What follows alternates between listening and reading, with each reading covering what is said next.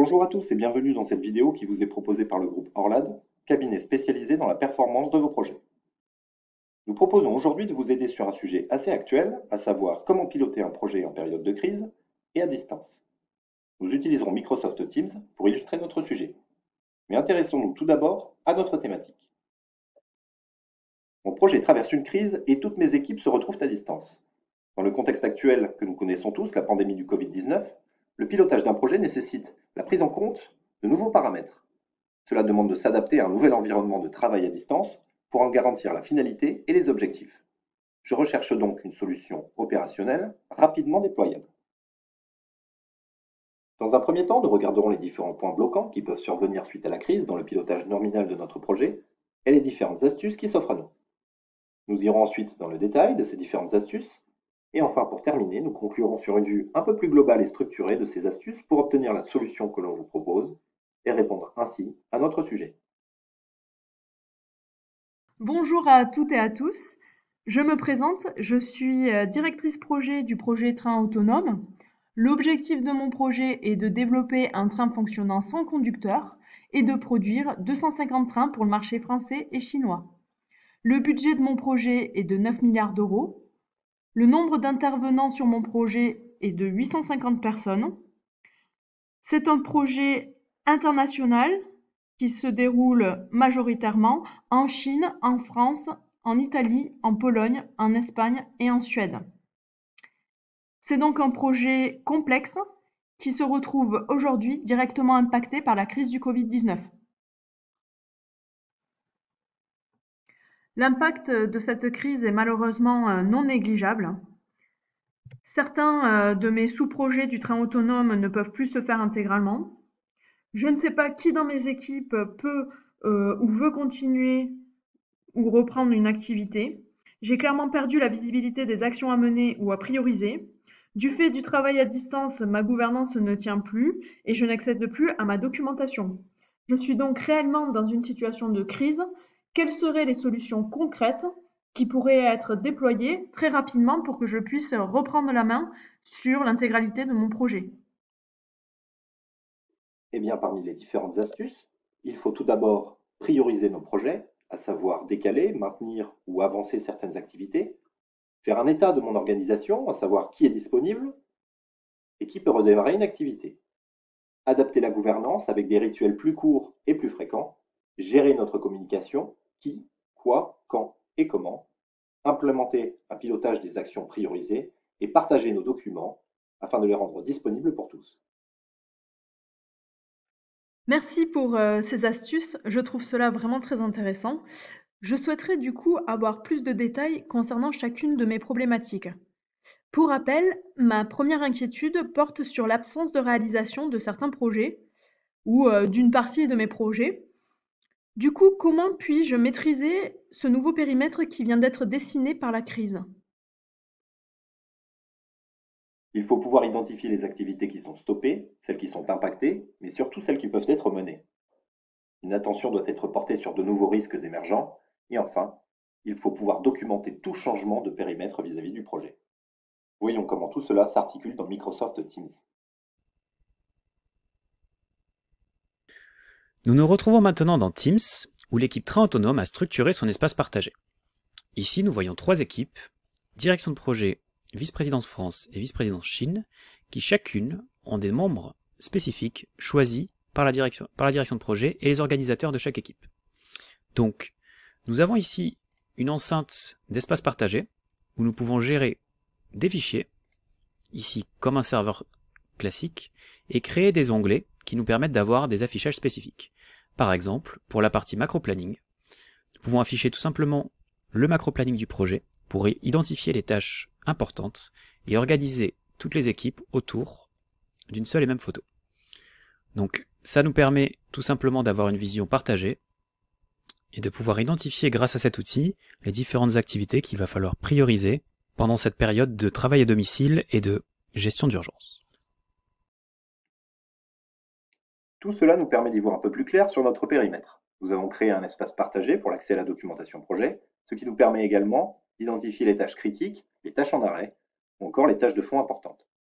Côté planning, Nous avons priorisé les actions en mettant à disposition un planning de niveau 1, mais également le chemin critique qui peut être disponible sous format PDF, Excel ou encore PowerPoint. Toutes les modifications du périmètre projet doivent être documentées dans notre espace partagé, que cela concerne le contrat, que cela concerne de nouvelles revues de planning, de revues budgétaires ou encore de revues de l'organisation actuelle. Tout à fait. J'y vois plus clair sur la partie périmètre. Aussi, mon organisation n'est pas adaptée à cette situation de crise et de travail à distance. Je ne sais pas qui dans mes équipes est disponible ou non. Effectivement, suite à la crise, nous manquons de visibilité sur la disponibilité de nos équipes. Il faut pouvoir en tenir compte, individuellement et collectivement, et tenir compte des paramètres légaux, techniques, mais également personnels. De nouveaux rôles et de nouvelles responsabilités peuvent voir le jour. Il faut pouvoir les clarifier. Et enfin, il faut pouvoir partager les bonnes pratiques et les règles d'or du travail à distance et les mettre à disposition dans notre espace de partage. Nous nous retrouvons une nouvelle fois dans l'outil Teams, cette fois-ci pour parler de la structure des équipes et l'organisation des personnes qui auront accès à l'équipe. Donc nous avons ici 3 équipes, la partie direction de projet, la partie France et la partie Chine, qui chacune ont leur canaux spécifiques. Les parties plus opérationnelles sont orientées autour de Work Package, donc l'organisation WBS du projet, et la partie train autonome comporte des canaux restrictifs suivant l'onglet et la typologie de sujet qui est importante. Donc si on revient maintenant pour la partie générale et comment on gère cette partie organisationnelle sous Teams, en fait, le plus simple est de créer un RACI spécifique aux activités qui vont changer ou alors des nouveaux rôles liés à l'activité travail à domicile et de gestion d'urgence. Ici, nous pouvons voir un exemple d'activités qui vont être amenées à changer, qui vont devoir être faites sur le projet, une répartition en matrice RACI sur les acteurs de la direction de projet. Si de nouveaux rôles viennent à apparaître, nous pouvons les rajouter ici et voir comment leur rôle et responsabilités varient. Afin de consolider l'interactivité au sein de notre espace de travail et pour s'assurer de la disponibilité de chacun, nous allons privilégier de petites équipes. Nous avons pris l'exemple d'un canal par Work Package. Chaque équipe pourra être composée d'une trentaine de personnes, ce qui est pour nous la capacité maximale pour assurer les échanges. Il faut cependant garder les rôles et responsabilités déjà définis. De nouveaux rôles facilitateurs pourront voir le jour, tels des coordinateurs ou encore des PMO. Ces nouveaux rôles seront identifiés dans le RACI qui sera mis à disposition sur l'espace de partage. Notre espace est désormais opérationnel. Il permet de maintenir un flux d'activité et une certaine productivité sur notre projet, et nous voyons apparaître une communauté en ligne. Nous maintenons ainsi la cohésion d'équipe, qui est un facteur de réussite indispensable pour dynamiser notre environnement à distance. Un communiqué sur les bonnes pratiques et les règles d'or du travail à distance pourra être partagé sur l'espace de travail. C'est top, merci. Ma gouvernance reste néanmoins fragilisée. Que puis-je faire pour la rendre plus robuste ? Il est important de permettre l'alignement de masse. Il faut s'assurer que les informations soient bien relayées dans leur intégralité à l'ensemble des équipes. Favorisons également les échanges au sein de groupes restreints de type canaux ou Work Package. Et enfin, il faut formaliser de nouvelles instances de la gouvernance en période de crise. Tout ceci sera documenté dans notre espace partagé. Nous allons maintenant voir dans Teams comment gérer la gouvernance à l'aide de 2 outils, la partie semaine type et la partie Minutes of Meeting, qui est disponible avec l'outil OneNote. Donc pour la première partie, pour la gestion de la gouvernance et la semaine type, nous allons nous situer dans la partie espace partagé de la direction de projet et aller dans l'onglet ressources pour trouver ici un fichier partagé sur l'organisation des nouvelles réunions. Donc ici nous voyons des différentes réunions, donc la partie pilotage journalier plutôt opérationnel, la partie priorisation des ressources, urgence planning et gestion des risques côté tactique, et la partie synthèse hebdomadaire du top 10 projet, revue de Work Package et alignement du CODIR pour la partie stratégique. Chacune de ces réunions est intégrée dans un plan de communication qui rappelle le type de la réunion, la fréquence, le nom de cette réunion, l'objet de la réunion, qui sont les acteurs présents, quels sont les inputs attendus à cette réunion, quels sont les outputs, et qui sera en diffusion du compte-rendu. Justement, ce compte-rendu, il est disponible sous Teams, dans un espace partagé OneNote, où on retrouve ici les différents meetings qui ont eu lieu, avec à chaque fois une note spécifique à chaque meeting qui a eu lieu, et un accès lié à l'accessibilité du canal, c'est-à-dire que là on est dans le canal général, toutes les personnes de la direction de projet ont accès, si on est dans le canal finance, seules les personnes de la partie finance ont accès. Donc ça nous permet d'avoir un espace collaboratif, avec, si on le souhaite, une restriction d'accès ou pas. Il est donc possible de diffuser l'information de manière homogène, que celle-ci provienne des instances projet ou qu'elle provienne des différentes équipes ou canaux. Nous pourrons mettre à disposition un plan de communication accompagné d'un agenda basé sur une semaine type ou un mois type, qui contiendra l'ensemble des revues, ces dernières étant plus fréquentes mais de plus courte durée. Les comptes rendus de réunion pourront être formalisés sous un format de type OneNote mis à disposition dans notre espace. Pour la communication à distance, différents outils sont disponibles tels WhatsApp, Skype, Whereby, Webex, Google Hangout, Microsoft Teams ou encore Zoom. Très bien, je vais tout de suite mettre en place ces rituels pour lancer ma nouvelle gouvernance. J'ai par contre également perdu la visibilité sur les actions à mener, à prioriser. Quelle est donc la démarche à suivre? Ne nous privons pas de piloter le contenu de notre environnement de travail et nos interactions par une approche agile. Il faut cependant s'assurer de l'adhésion des équipes sur ce principe. Côté planification des activités, séparons les différents niveaux. Nous nous retrouvons une nouvelle fois dans Teams, cette fois-ci pour voir comment la structure d'espace collaboratif que nous avons créé, les équipes et les canaux nous permettent de piloter l'activité au travers d'un Kanban et d'un pilotage d'action. Donc pour ceci, nous allons accéder à l'onglet Kanban, qui est l'onglet planificateur dans Teams, qui nous permet de voir ici les tickets qui ont été créés par l'équipe direction de projet, qui sont rangés par compartiment défini spécifiquement liés aux besoins de l'équipe, qui sont affectés à des personnes, avec des dates d'échéance, avec une typologie de sujet, et avec un niveau de priorité. Donc pour ceci, nous pouvons voir ici la vision par compartiment, donc par typologie d'activité. On va voir vision par responsable, ce qui nous permet de voir individuellement comment les actions sont affectées. On va voir aussi la vision avancement, qui nous permet de voir quelles activités sont en cours et quelles sont encore à commencer, et celles qui ont été terminées également. Ensuite, nous pouvons voir la vision par date d'échéance, c'est-à-dire quelles activités sont en retard par rapport à l'échéance que nous avions prévue, et celles qui sont prévues les semaines à venir. On va voir également la partie étiquette, ce qui nous permet de voir les typologies d'actions. Est-ce que c'est des livrables? Est-ce que c'est des décisions? Est-ce que c'est de l'information? Est-ce que c'est des workshops? Donc pareil, ces éléments-là sont totalement modifiables. Les événements que vous voyez ici ont été faits à la demande du projet Train Autonome et pour le bienfait de leur réunion. Et pour finir, nous avons une partie priorité qui peut être mise en avant pour le traitement de ces activités-là. Nous pouvons voir également dans l'outil des graphiques qui nous permettent de voir l'avancement des activités, que ce soit par état, par compartiment, priorité ou membre.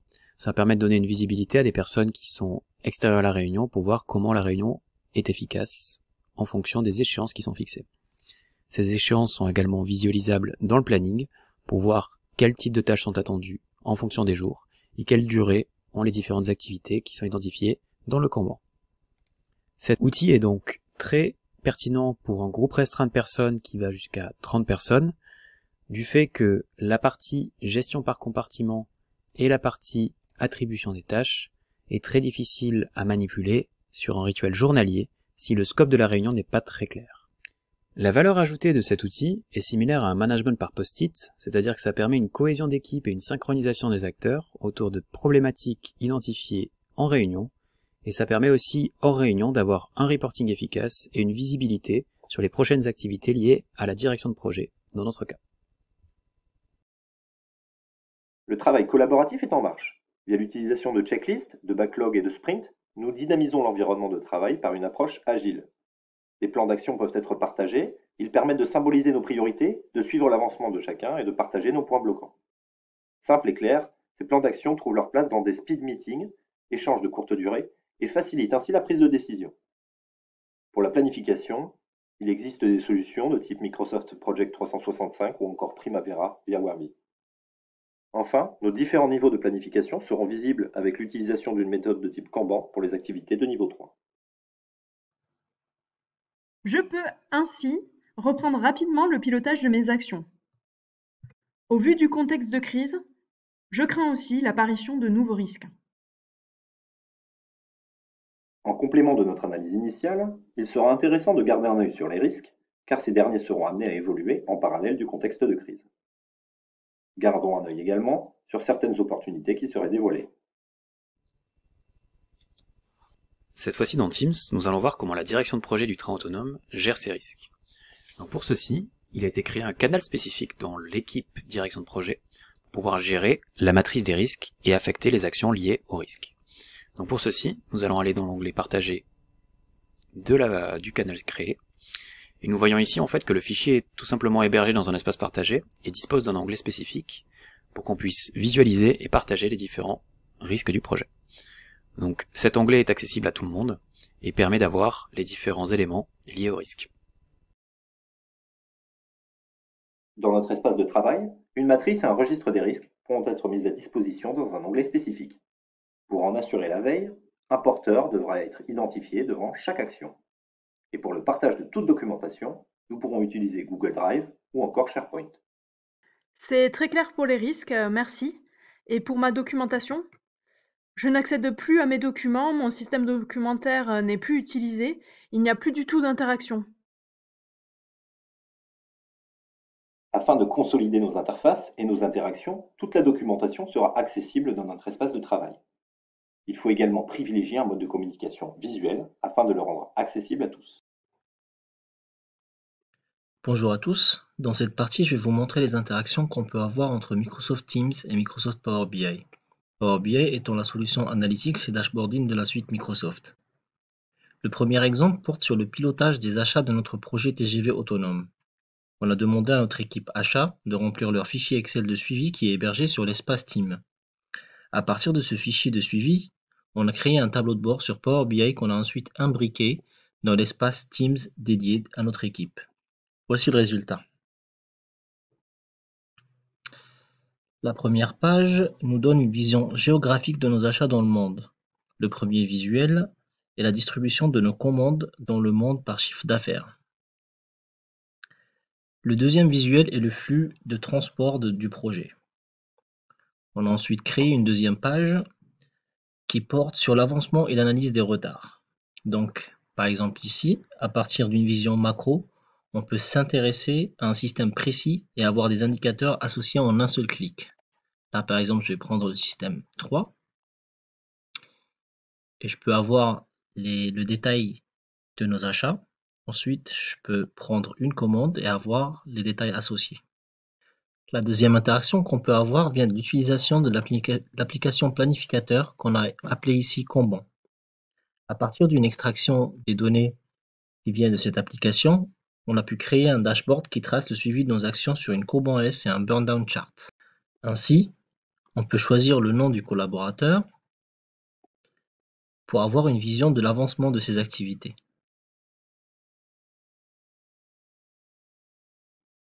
Il est donc possible de trouver certains outils qui permettent un mode de communication totalement visuel.